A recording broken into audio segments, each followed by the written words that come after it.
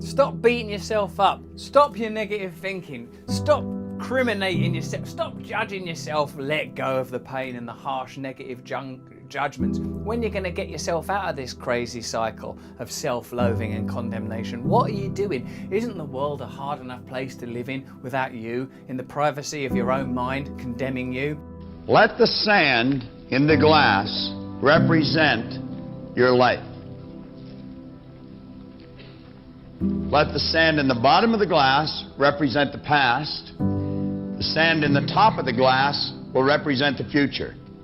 Now really think about this. The sand in the bottom of the glass represents the past. Everything that has happened right up to this moment in your life has been absolutely essential to make you the person you are, to prepare you to do whatever it is you're going to do. I'm of the opinion that we never really know what we're preparing ourselves for. But if we're using the right ideas, we can be absolutely certain it's something great. Sand in the top of the glass represents the future. There's absolutely no way that any of us can tell how much sand there is in the top of our glass. See, the point is, you don't know how much future you've got. What's gone is gone. There's absolutely nothing you can do about it. Some of you have had divorces. Some of you have probably had bankruptcies. Some of you have had terrible things happen in the past. But what's gone is gone. It's in the past. And to spend your time focusing on the past is to spend the only thing that you've got, and that's what's right here, right now, because the sand never stops running. This is all we've got.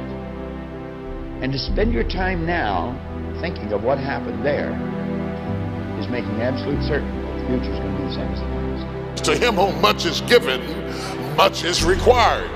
You can't get the much giving if you're not going to deal with the much required. Let me break it down in colloquialism. New levels, new devils. The higher you go, the more you're going to have to confront with every day.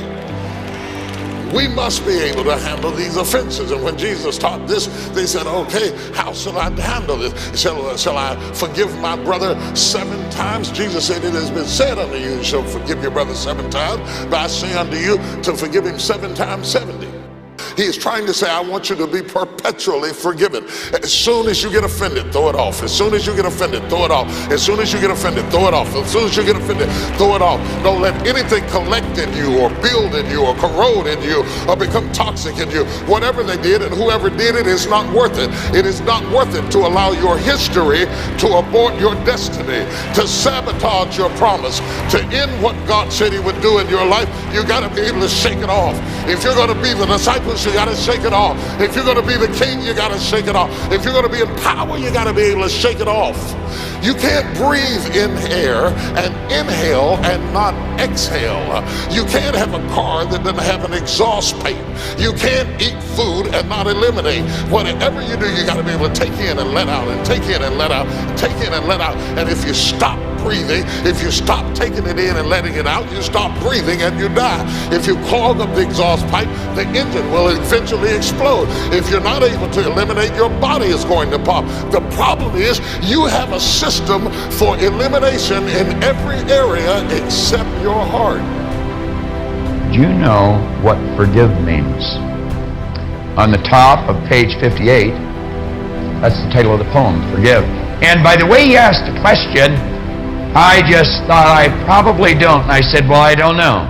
He says, forgive means let go of completely, abandon. Just let it go. Unequivocally. No strings attached. You see, resentment and guilt are very closely aligned. One's directed towards someone else, the other's directed towards yourself. But you're the beneficiary of both, and neither one of them are positive. You may feel justified, but I'm going to tell you, a person of understanding will not do it. Will not do it. That is an act, a mental act of ignorance. Love them. The law will see that they get their reward for what they did. You don't have to look after that. Forgiveness is a big idea. It's a big, tall idea. And you have to be a big person to be able to do it. Little people cannot do it. They're too small. They're too petty. They're too sensitive. They're too easily offended. This is a big idea. You have to be a big person to be able to embrace it. It is a big idea for people who have eagle-eye vision, who can see the big picture, and they're willing to lose the little war, the little battle, so that they can win the war. I willingly release the thoughts and things that clutter my mind. They're all the old ones in there that you're not even aware of. And then say, I release whoever it is. Name them all to their highest good. That means happiness, health, and prosperity. Just release them. The person could be dead. It's not the person that's causing the problem. It's the remembrance. It's the idea. I release them to their highest good and me to mine. And you see them happy, healthy, and prosperous. And you see yourself happy, healthy, and prosperous. And then you say, it is so. You're going to have people to do things to you. Things are going to happen to you. And the most important thing to do is to harness your will and let it go. You are blessed people. We are blessed. We are created in Christ Jesus. We are created in Christ Jesus, a unique individual. There has never been another you. There has never, ever been another you. Thousands and thousands and thousands of years. There's never been another you. There never will be another you. They can walk like you. They can talk like you. They can get their hair done like you. There will never be another you. You are a designer's original, uniquely and fearfully and marvelously made in Christ Jesus. You were created by a creator in his likeness and in his image.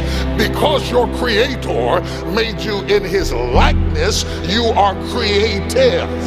You are creative. You know you're creative when you can take a little bit of nothing and do something with it. We are creative.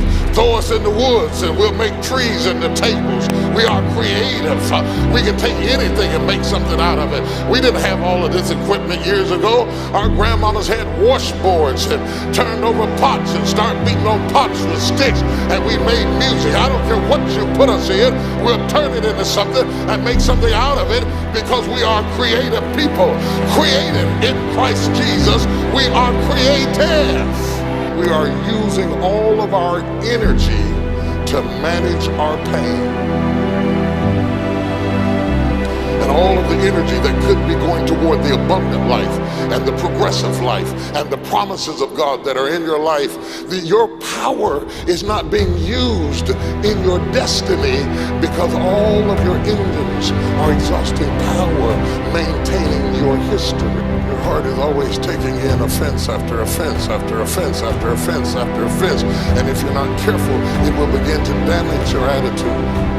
And the person that you used to be, that you could have been, that you would have been, that you were designed to be, begins to corrode from the toxicity of the buildup of all the things that have happened to you.